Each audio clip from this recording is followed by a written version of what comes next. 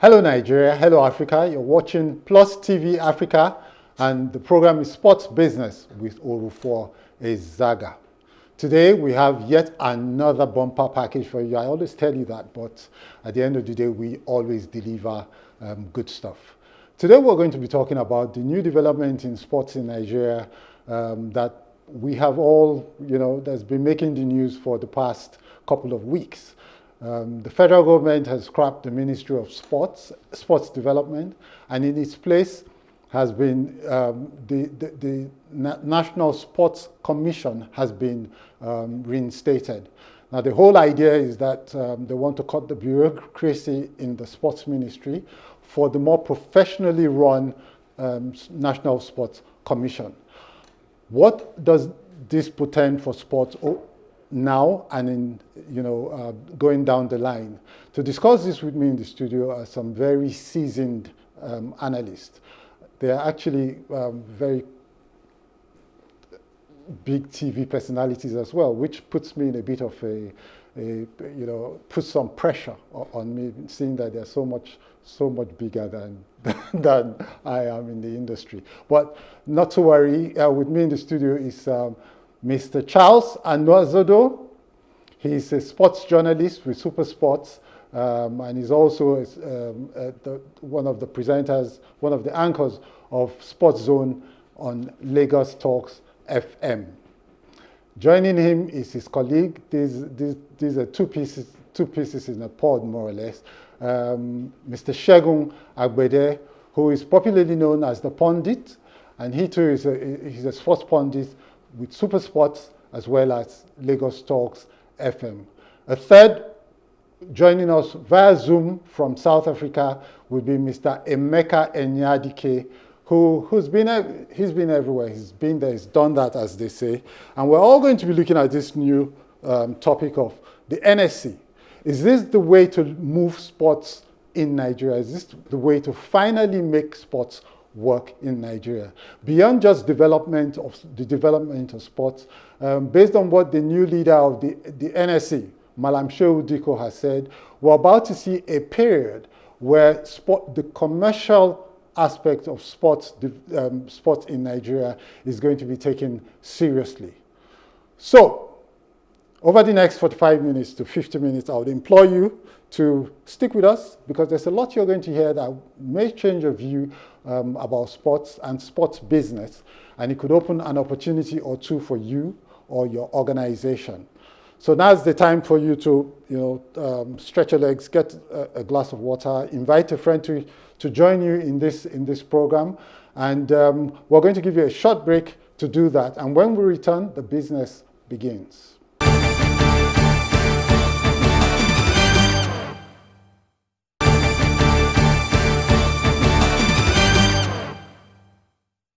You're welcome back to the program Sports Business with Orufuo, Ezaga. In the studio with me to discuss the new NSC and the leadership of the expected performance of Malam Shehu Diko as the leader of the new NSC. Charles Anazodo. Charles, welcome to the program. Thanks for inviting me, Kenneth. Yeah. Many people know you as, Orufuo, but I know you as Kenneth. You want the English version of me? That's nice to be here. I'm Orufuo, Ezaga. What about you, Segun? Welcome to the program.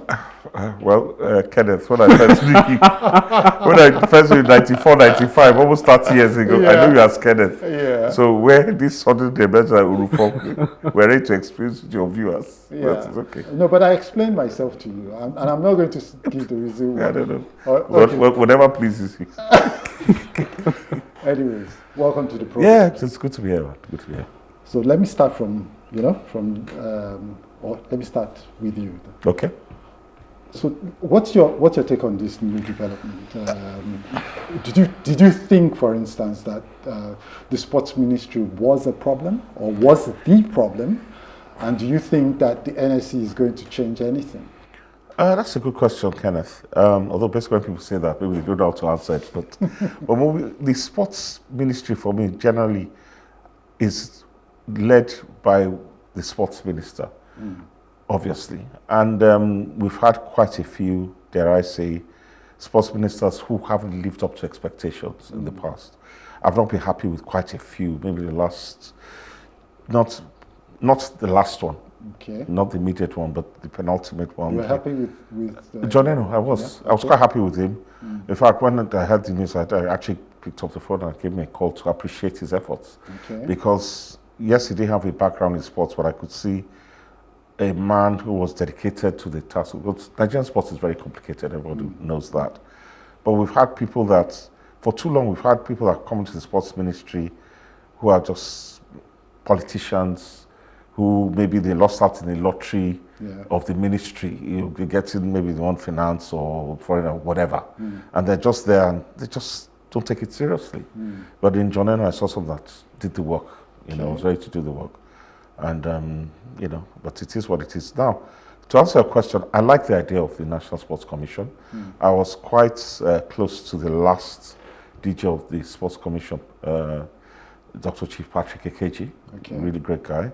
And he worked hand in hand with the then Sports Minister, Mr. Abdullahi.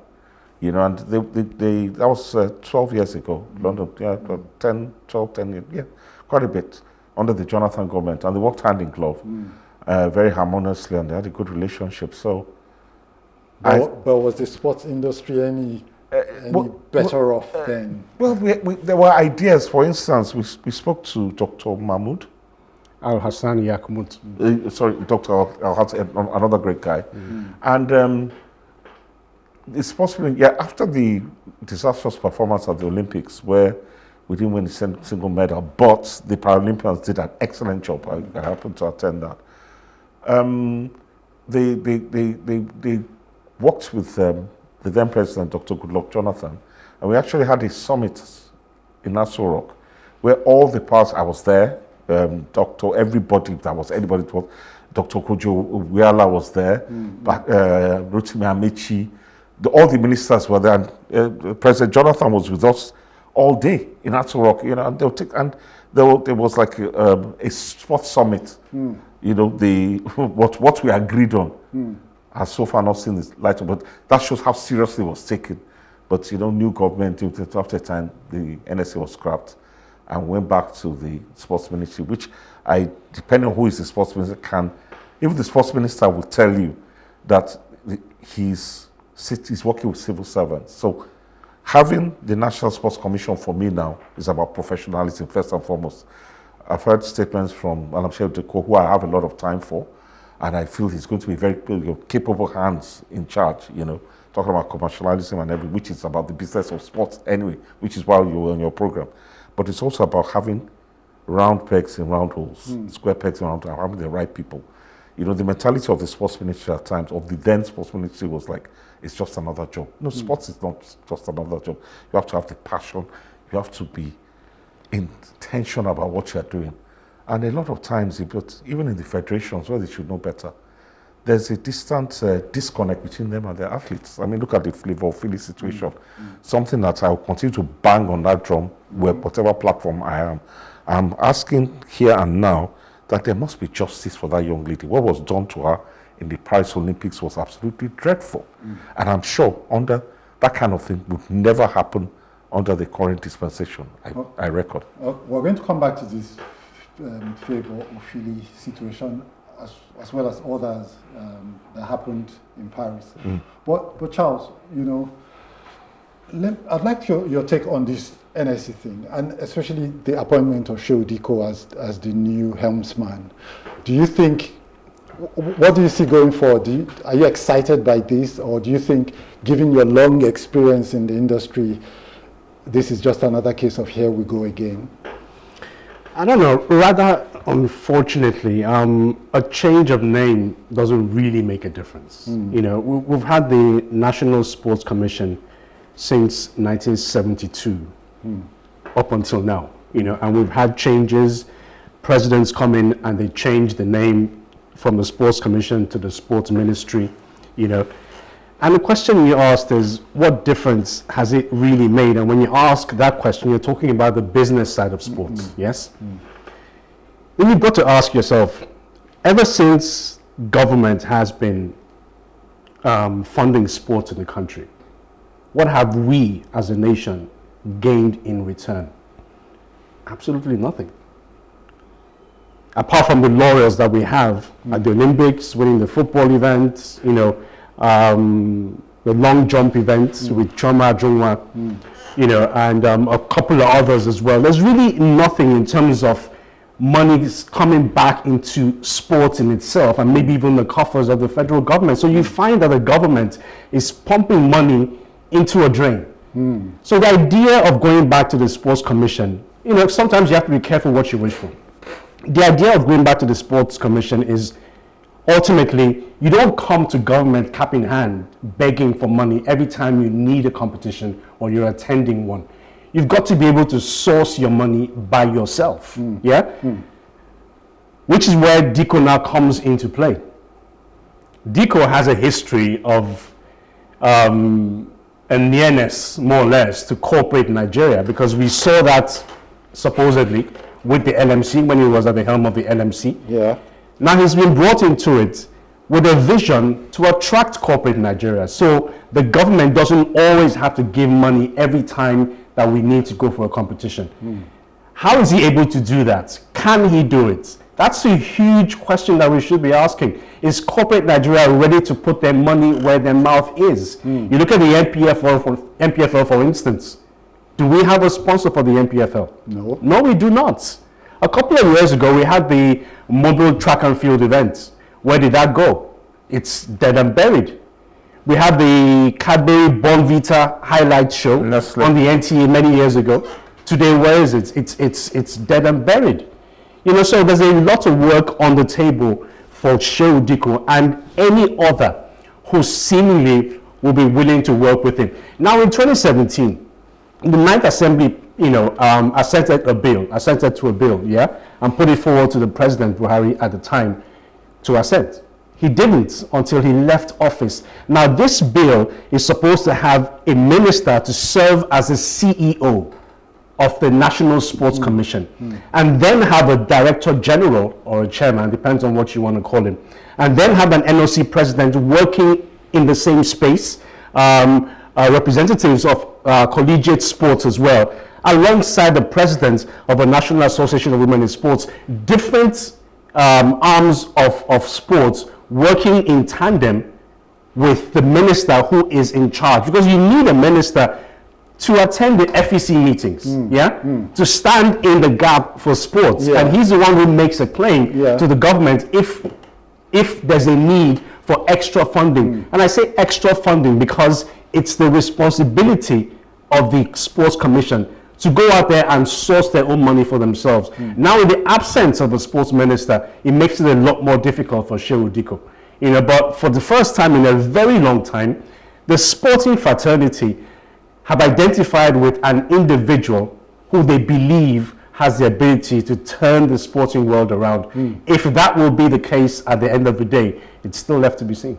But, sorry, I just want to jump in on something that Charles said, which I disagree with. You said, what have we gained from the government in sports?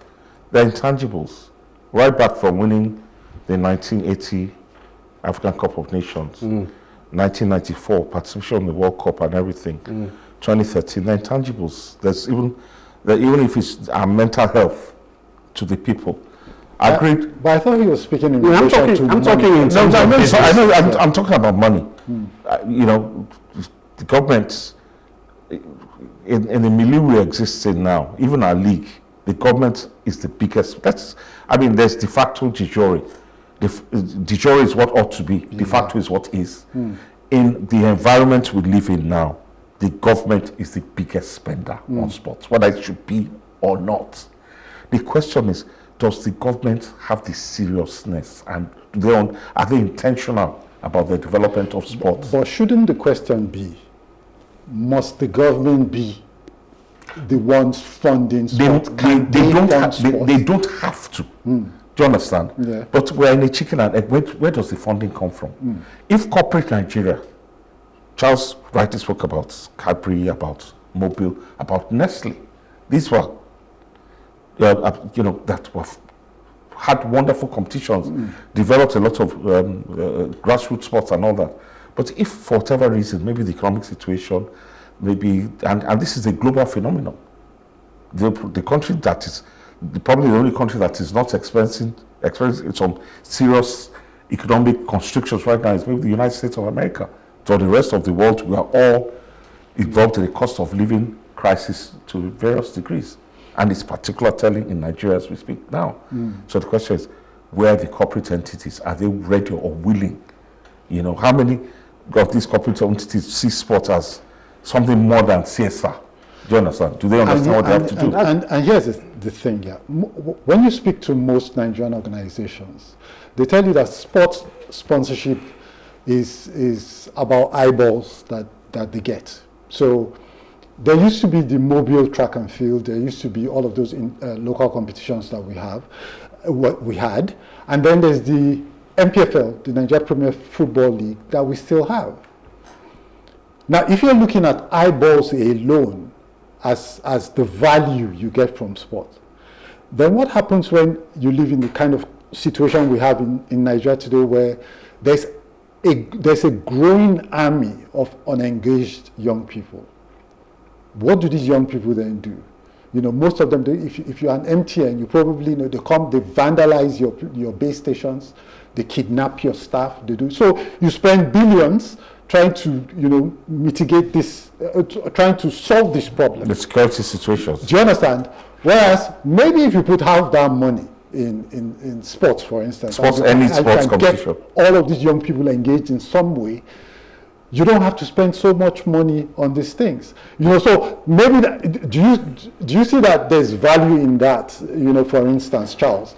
And please, before you answer that, let me also ask that. Would you say that Diko's track record as LMC chairman, he's played a role before he was in charge of the league. He got some sponsors for the league. He got a broadcast deal and all of that, big broadcast deal at that time. Do you think that he's still the sort of person you back to do this and get corporate Nigeria to behave? Well, you just spoke about the broadcast rights deal that he got, for the league at the time. SuperSport paid a lot of money, to showcase the MPFL. Maybe another program we can talk about why it all fell apart. But those monies were in the coffers, and you've got to give credit to Shehu Diko because he was at the helm of affairs at the time. Can he do it again? It's still left to be seen, especially knowing that the economy in which we are currently doesn't really favor him. But now he's in between the devil and the deep blue sea. He's got to do the work.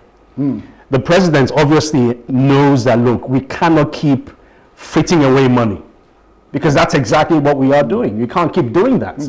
Corporate Nigeria has got to get involved. And if there's anybody who has a track record of having done it before, and this is not just about football, Diko has a track record in dealing with football. Now it's all about sport. It's all encompassing. It's a bigger task. It's a bigger responsibility, which is why he's got to surround himself with technocrats, people who understand what marketing is all about. So he's a smart individual. When you have a one-on-one conversation with him, you know that he knows his onions. He's been there, he's done that. But you can't do it all by yourself. You need people to support you and the best people around you. It can be done. It can be done. It's a multi-million-dollar industry. That said, but you've got to put in the right framework. I've heard Diko talk about how things are going to change, but we need an agenda. People come up with a 7-point agenda and a 9, whatever it is. We need to see something on paper, the workability of how it is that you're going to turn around sports in the country. It's not just about what you say. You've got to put the work in. So we need to see that, his framework, and how he intends to help sports grow in the country. I think it's a bit too early to say that he's either the right person or maybe the wrong person. Segun talked about the former sports minister and how he eulogized him and how he'd done so good. To to be honest, in 1 year that the sport minister was in place, I really don't see what he did right. And from what I hear, he was on the verge of being sacked, because of what happened at the Paris Olympics. But because of some people who had a few good things to say, he was put in another ministry because the president wasn't happy with what happened. What happened was the country being put in bad light, So with the new sports commission, a lot of work will be put in place. People need to show support. Corporate Nigeria needs to stand up because that's where the funds are going to come from. Ultimately, we hope for the best. I'll tell you something about what Shehu Diko has said so far that I totally agree with. And that's the fact that, look, we keep focusing on our national teams. And when you do that, right, it's just about draining the coffers, more or less, right? Whereas the real business of sport is in domestic competition, because that's where you create jobs. You're still talking football. No, it's not just football. In any sport. Even if it's basketball, look, you do your D-Tigers or D-Tigresses, for instance, or the D-Tigress, yeah? And if I ask you, what's the impact of that on the local economy? That's number one. Shehu Diko says, let's focus on the local sports, because that's where the money is. That's number one. Number two, he has already said, let's stop all of this. We must qualify for every competition. Let's focus again on the domestic economy and build towards that. Do you understand what I'm saying? Before you respond to this observation I've made, Emeka has joined us from South Africa, and I'd like to welcome him to the program. Hello, Emeka. How are you? How are you? And also to Charlie and Big Show. Hi, Emeka. Good to see you. Good to see you again. I don't know how much of the program you caught on, but basically it's we've been talking about this new NSC business. No longer the ministry, now we have the NSC. Is that a good way forward? Have we not been there before, right? So do you see anything that's going to happen that's different? I think two things need to happen. The first one has happened, which is that they actually scrapped the sports ministry and created the National Sports Commission. I think that the sports industry is in need of a National Sports Commission that is positioned differently from what we had before. The previous National Sports Commission wasn't different from sports ministry. It was just a change. It was just a nomenclature change. So what we do need now is to have a proper structure of an institution that is geared towards positioning sports in Nigeria as a business, as an industry, and also creating an environment that allows for us to develop sports, where we create the best global best practice around how we train our athletes, how the federations function as self-sustaining business units. And then also we have to ask ourselves, where do we have our comparative advantage? In the past, we used to be so good, things like boxing. I mean, if you go back all the way to 1964, our first Olympic medal was in boxing. 1972 up to 1972 was also boxing. And before that, we had 2 world champions. And when you look at track and field, we used to be very good. We're good at all the sprints, we're good at the jumps, we're good at relays and all of that. We've lost a lot of that edge. Going into the 80s, we were good at weightlifting. Then in Nigeria, 80s, that I have good recollection, and 90s, we had very good local competitions. I was involved with Texaco, and we had the tennis. I used to attend the mobile track and field athletics because it was well run. There was the Cadbury tennis. So many of those events. There was golf. We had golfers who became global golfers coming to play in Nigeria. So we have to go back. Not necessarily go back to the 80s or 90s, but we have to go back to a structure that allows the individual sports to thrive. And then we have to also the second thing that needs to happen is we need to embrace technology, because everything today is driven by data and analytics. We have to go back and have a proper statistics of how many people actually play sports in Nigeria, how many kids are in academies, in schools, what kind of school programs do we have? When I was in university in the 80s, Nuga was a huge tournament. There was Nasiga, there was all of those kind of things. So we need to put all of those things back in frame, and then link them all with technology where everybody's records and performances are tracked so that we know the scenario where, I'll give you an example. Suddenly we have these fantastic players in the under 17, and we never heard about them before because they didn't play for any schools. We cheat, we bring people from the league, we reduce their ages, and suddenly they're scoring goals and then they cannot progress. So we need to have proper data of all of our athletes and sportsmen in schools and all of those kind of things. Adoki Enyadike was a student at the University of Lagos. JJQ, these are all people who were discovered during Nuga.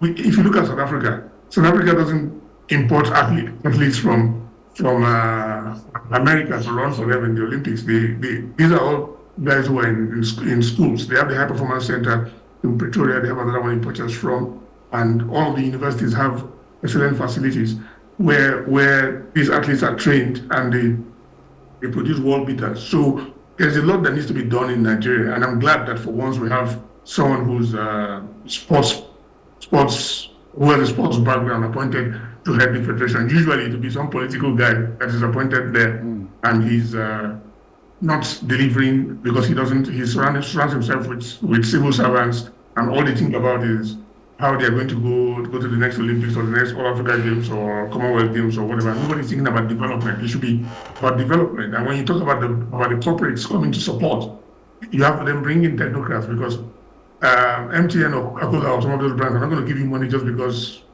you have a new structure. You have to build properties around them and show them why they need to support. And then you have the confusion with the NOC. The NOC, Nigeria Olympic Committee, only exists when there's tournaments. That's when you hear about them. There isn't a structure.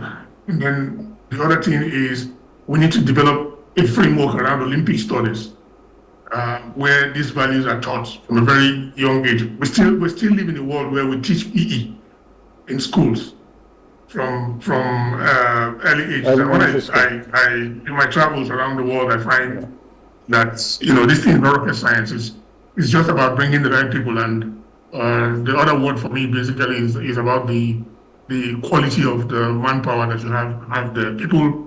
You have to bring in people who have been trained in this discipline to be able to do it. Okay.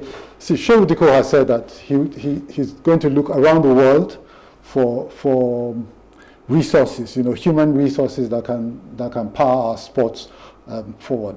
But I was also so do you agree with the premise that we should focus on domestic competitions if we want to grow business in this country? Yeah, I do. I really like what Emeka said. He summarized it very, very well. We have to look inwards. But I still want to track back a bit to the role that government has to play. Now, Charles alluded to something which is very important.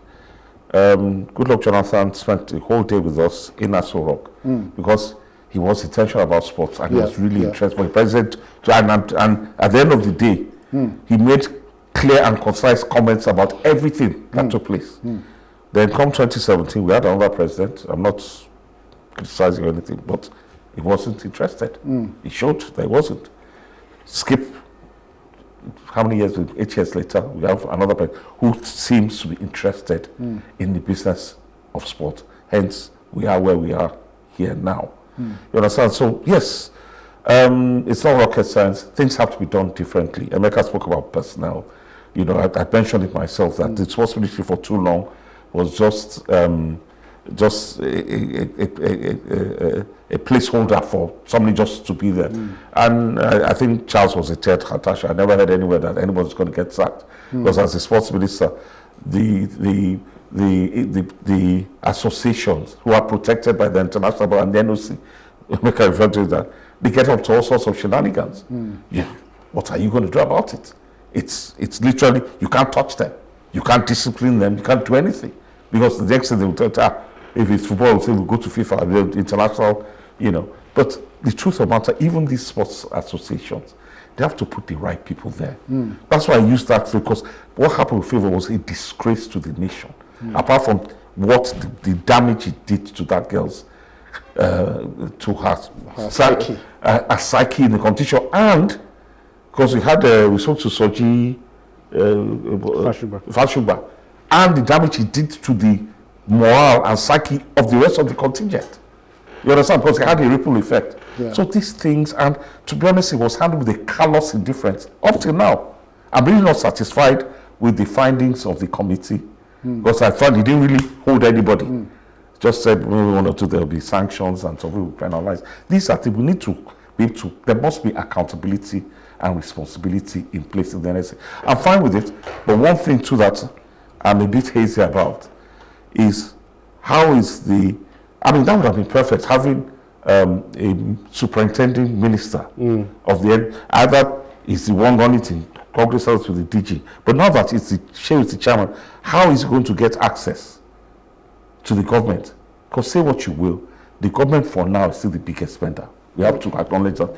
If you have all the plans and have all the agendas, 7 point, 10 points, anybody can write a book. How many panels do we have and all? There's a special, I'm sure there's somewhere in Anazodo, there's a lab that is filled with plans. Plans, yeah. You understand? Gathering dust. Everybody has idea. Yeah. Do you understand? The major thing now is going forward, practically, how does he liaise with the president or the FEC or whatever, and then also interface with the with corporate Nigeria. And as you already said, and Charles alluded to, once corporate Nigeria too sees that no longer is the sports like what you call a leaking bucket. Yeah. That no matter how much water you put in it, it leaks out. And they say that we can generally make money. Do you understand? It's not CSR, corporate social responsibility, but it's a boost to their brand, eyes on and everything. So it's everybody's working hand in glove. Then we can make progress. Charles, quickly before we go on a break, corporate Nigeria looks at you and they think, look, like Emeka said, you're not just going to show up and say, we have a sporting idea, we're trying to develop Nigeria, and they'll jump at it, right? There has to be, you have to have a clear idea, you have to have proper plans and all of that. And then, you have to have good value. And you were talking about the broadcast deal earlier. Although you said you weren't going to divulge, what happened. Do you think that, what do you think we still need to do to avert things like that and make sure that corporate Nigeria is on board with us? Typical example, the broadcast partner for the MPFL now as we speak, Star Times. Okay. Early last week, threatened to pull out of a $1 billion deal. Okay. Why? Because of the irregularities associated with the MPFL. Okay. The inconsistencies, which was something that SuperSport also suffered at the time. I mean, you place a football match for a venue like Uyo, for instance, game to be kicked off at 5 p.m. En route to Uyo, you get a call from the MPFL that this match will now be taking place on a Sunday at 3 p.m. Contingency plans. It already cost you God knows how much to prosecute just one game. I mean, at the time it was about 15 million. You can imagine how much it is today. Today, yeah. And then you have to push forward to the next day. You're talking crew, you're talking booking for satellite spaces as well. I can imagine that Star Times must have gone through all of these hardships and threatened to pull out of the deal. There are in a round table now discussing, maybe have come to a resolution. But these are the sort of things that stops corporate Nigeria from putting their money where their mouth is. So we've got to be able to not just have a product, but have a product that the company that wants to put his money in can be satisfied with. Knows that at so time, I'm going to have 5 million Nigerians watching this and knowing that we are responsible for this particular broadcast at whatever level it is. So those who are concerned with sports have to put this in their mindset and realize that corporate Nigeria also has to have value when they place their money in a product. And that's really key going forward, really. All right, that's succinctly put. You're watching Sports Business with Orufuo Ezaga, and the program is reaching you live from our studios in Victoria Island, Lagos. This is Plus TV Africa. My guests are Charles Anazodo, who is a sports journalist of repute, and Mr. Segun Agbede, who's also a long-time sports analyst, popularly known as the Pundit. And in South Africa, joining us via Zoom is Mr. Emeka Enyadike, who has a stellar reputation in the sports industry in this country and across the continent. All right, we're going to go on a very short break. Don't go away. When we return, the business continues.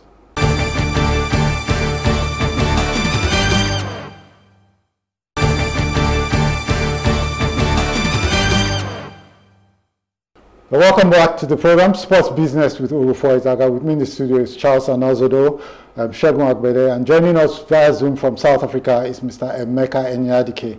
Now, to kick off the second part of the program, Emeka, I'm going to come to you, and I think we should pace it now because there's still a lot we need to talk about. Emeka, how do we get corporate Nigeria to not just trust that we're offering the right product, but how do we actually do that from the NSE end?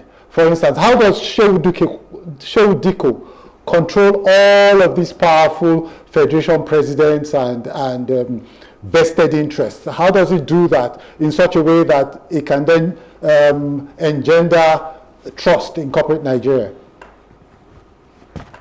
Well, the starting point is corporate governance. We don't have corporate governance, and we don't understand what it means. Corporate governance is about structures, it's about how you get people in, it's about credible people, it's about the quality of people that you bring in there. It's also about systems and structures and values. Understanding that it's not business as usual and people should not take things for granted. You cannot deal with a multinational company if you have corporate governance issues around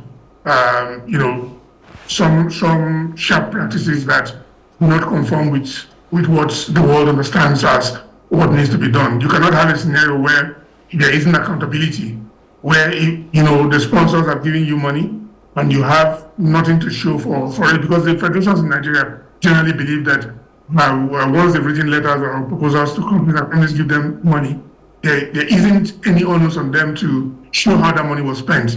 And then suddenly you have a scenario where players come out and say, oh, we haven't been paid our money, our allowances haven't been paid. You have clubs come out and say, we're not getting any money out of this. So getting to a scenario where people and federations and these institutions feel like they're entitled to part of the money that is coming out of it. Everywhere around the world, when this has happened, it has happened even as far as FIFA and IOC and all the International Athletics Federation, and those who have been kicked out. Some of them have been sanctioned and all of those kind of things. These things happen in Nigeria and nobody gets held accountable. We saw a scenario at the Olympics where some officials deliberately left out the name of Ophelia, for instance. She wasn't registered for an event. There should be consequences for those kind of behaviors. And once you can correct all of those, then companies will take you serious. And understand that most of the companies that actually spend big money on sports, they are multinational companies.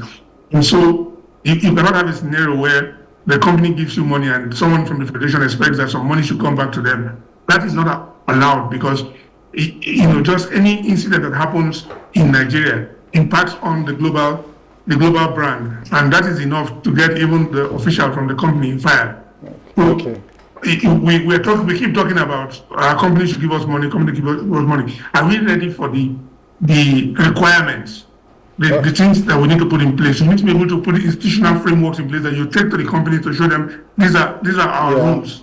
I think let them trust that their monies are going to be spent appropriately. Kenneth, I don't even think that Segun Diko should have any problems with the federation bosses. If I were in his shoes, what I would do is delegate. Show them your responsibility. Cycling Federation, deal with your federation, source out sponsorship for your local events. When it now becomes a national event, like going to the Olympics, the All Africa Games, it becomes now the responsibility of the National Sports Commission chairman to pull all of these resources together, because you're representing the nation. So it's all about making sure that the federation bosses have confidence in you to trust them to do their job, to face up to their responsibility. And I think that way you'd have a seamless relationship with the federation bosses, and everybody works together ultimately for one goal. Okay, I quite like that actually. I'm just going to say, I want to pick up on something Emeka said, and it's right. You see, people tend to look at me a bit funny, when this favor feeling thing, but if there's anything I hate in my life, it's injustice. I can't stand it. I can't stand people taking advantage of one because you feel you're in a position of power, and then you walk, and Emeka is right. That thing held up the nation to international opprobrium. We're made to look stupid in the eyes of the world. Until today, even dare I say tomorrow, absolutely nothing has been done. These things need to stop. I'll give an example of other issues of perfidy back in the day. Under a certain sports minister, I think it was the Commonwealth Games in Birmingham, I happen to know from a very credible source that badminton, they were told that there was no budget to take them, and they qualified to go to Birmingham. And those slots were filled by people within the sports ministry in Birmingham. They registered as the badminton team. These things have to stop. People are not stupid. Do you understand? Yeah. So I don't know how the perfidy among the federations, how they're good, because there's a lot of good federations, there are a lot of fair, and there's some that are just bad. And they need to be accountability and responsibility is the bedrock of corporate governance. And if we keep on operating in our own peculiar way of saying, a Niger way, sorry to say, a Niger way, it won't work for us. Okay. I have a few ideas of my own to really? Say. Yeah. Is that a surprise? But you see, how do we, okay, so we know what to do. We know we should Charles says, let's let the federations run. You're saying, let's be, how do I put it? Let's treat everybody right, yeah? Emeka said there has to be good governance structures, yeah? How do we make this happen? Emeka, I hope you're listening to me. In the NSC right now, how do you make all of this happen across the different sports? Did you hear what I said? It's not difficult. I heard what you said. You said, how do you make this work across all sports? Yeah. It's about structural adjustments. Yeah. There has to be a definite structure of what the NSE is and how it is different from what we had before. And then we need to also look at what where we locate the federations within the structure, because like I said before, you have the NOC, and the NOC does absolutely nothing the entire 4 years. They only come to life when there's Commonwealth Games, or there's Olympics, Africa Games.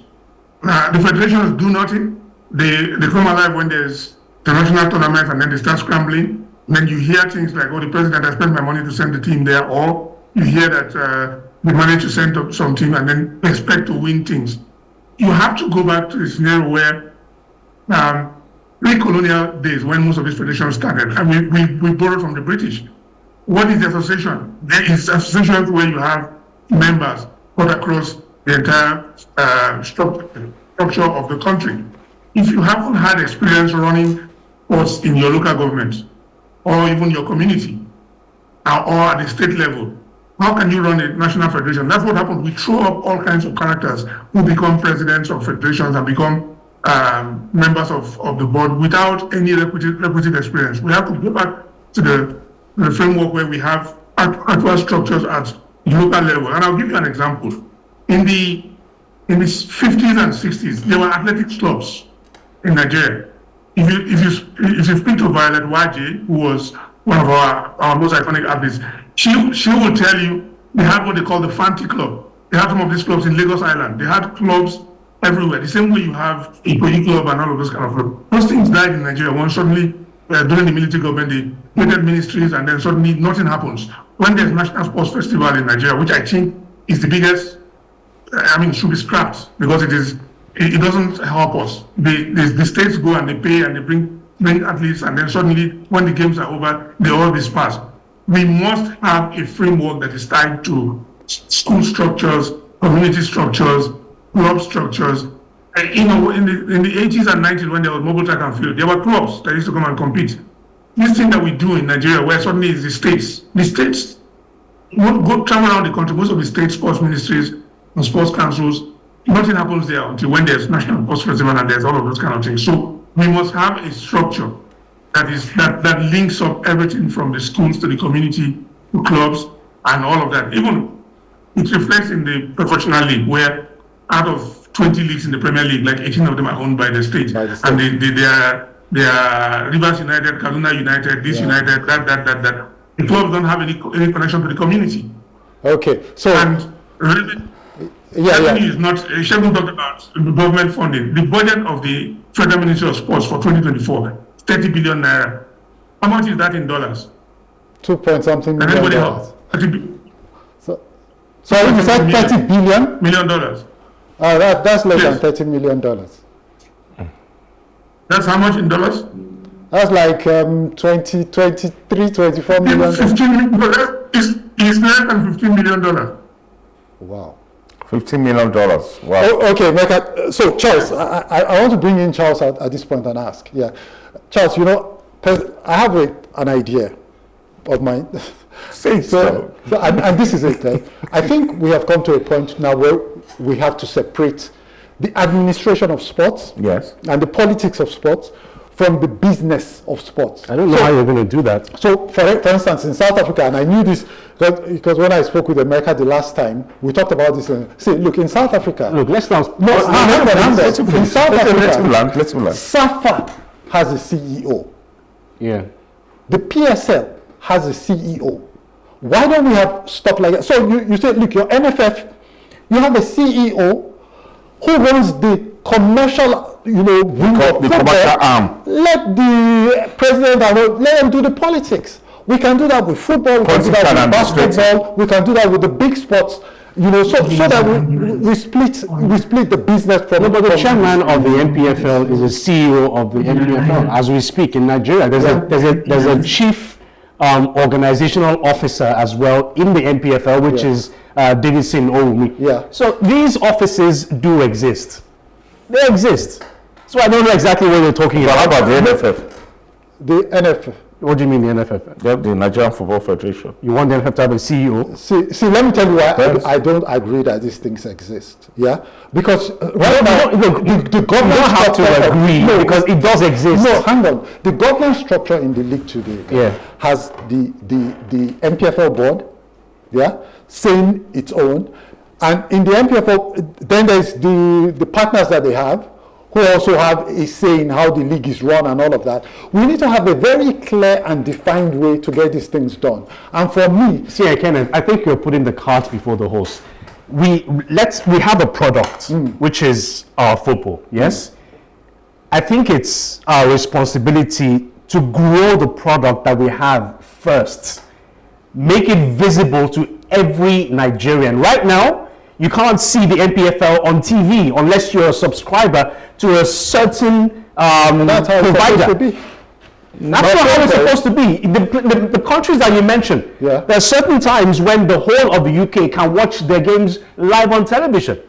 And in other cases, you have to subscribe to some Sky Sports or whatever it is. Yeah, but right now, isn't that because what I'm saying is right now, the National Television Authority should have at least one game live on its station per week. But to start with, to grow the NPFL. But you know one thing, you can't be using streaming. You can't be using streaming data. Okay, how many people can afford to buy data? I actually agree with you, Charles. But the question then is, who pays for that? But guys, let me interject here. Let me just say, we are running to a familiar challenge that we have in Nigerian sport. We tend to footballerize everything. Do you understand? Yeah. What we're here to talk about is the National Sports Commission. Which is why I said the biggest sports in the country. No, but the thing is, football is the biggest sport in the country. Whether anybody argues or likes it or not, that's the truth. Yeah, and for everything else to work, football first must work. Yeah. So you will not blame Shehu Diko if, for instance, he prioritizes football first. Because once it starts to work there, it will work everywhere else. No, but I disagree. Yeah. Football is big and everything, but remember our Paris outing at Paris Olympics, across wasn't particularly good. Yeah. But in fact, it was very average. Yeah. You understand? The clock is ticking to Los Angeles 2026 or 2020, whenever the next Olympics. Let me give you an example, Segun. 1996 is our most. We have to call it a wrap in a couple of minutes. So, so I just want your final thoughts on this. Let me give my. So my final thought is based on what Segun was talking about. In '96, we had our most successful outing at the Olympics. Yes. The first medal we won, 23 gold medals. The first medal we won, the long jump, was in the long jump. Yeah. Yes. Nigerians did not realize until we won a football medal. It tells you where our priorities lie and what brings us, what brings us the greater joy. That's why I say, look, prioritize what is yours first. Comparative advantage for us is football. You get that right, and every other thing will fall in place. But then I disagree, because comparing, I cracked it. I said we won 23 gold medals at the Olympics in Atlanta, but we did not. We won 2. Yeah. Do you understand? So what you become? So that's one. You carry a squad of 80. When last that footballers even qualified for the Olympics anyway? Women, some of our plan were very, very poor. Yeah. We need to prioritize. Emeka mentioned it. Where we tended to excel: wrestling, weightlifting, athletics. And Olympics, we all know it's less than 4 years away from now. What are we doing about it? By the way, Segun, I agree with you, and it's a debate that Charles and I have had before. Why send 30 people to go and chase 1 gold medal when you can send 1 person? That's the rule of the game. 3 or 4. That's the rule of the game. So, are you saying scrap football? Can we have your last thoughts on this so that we can call it a wrap? Emeka, you didn't join us on time. There's plenty with that. I was listening. So here's the thing: we have a sports industry policy that was passed, which was championed by the NESG, and NESG is Nigerian Economic Zone Group, which includes a lot of the corporates, the people that you go to look for money from. There has to be harmony between that policy and what is included in the new NSC. In fact, that policy needs to be incorporated into the new NSC Act. And we have to then look at ways where we can, the good thing about it is that, over the last 15, 20 years, I've been fortunate to travel the world, work with various international bodies and all of that. And some of the things that I see, we have all the ingredients. Nigeria we have the talent, we have the fan base. We have data. Part of the job that we do with one of the companies that I work with is we have data on Nigerian fans and how they engage with all the various properties. Recently, there was investment for the Africa Warriors team that came from outside of the country. Massive investment. So we have the possibility to create investment, but we need to bring in people who understand how these things are structured in order to be able to put it. And who is the guy who came in? Is the guy who came in from Maxwell Cardo and his group. He came in from the UK. Okay. And came back there. We have the possibilities to turn Nigeria into a sports economy. Yeah. And once that is done, we will begin to achieve results. We'll create employment. We will create businesses, and then we will also contribute to the GDP of the country. All right. Thank you very much, Emeka. Nollywood and all that. But I can promise you that football is a much bigger option. Okay. All right. Thank you very much for joining us on the program. Thank you much, Charles, for being here, and Segun as well. Pleasure. It's all mine. Yeah. And I must say, very good program. Thank you very much. We were going to. So that's it, viewers. Thank you for watching. Sports is big entertainment, but it's also big business. Shehu Diko has said he's targeting 3% contribution to the GDP, and if we take that, based on what our GDP was as of end of last year, which was $362 billion, we'll be talking about an industry that's $10 billion strong. It's a lot of money, it's a lot of opportunities for young Nigerians and businesses across the country. And we are going to talk some more about this in the weeks to come. But until that time, this is me, Orufuo Ezaga, saying be productive, be good, and stay safe.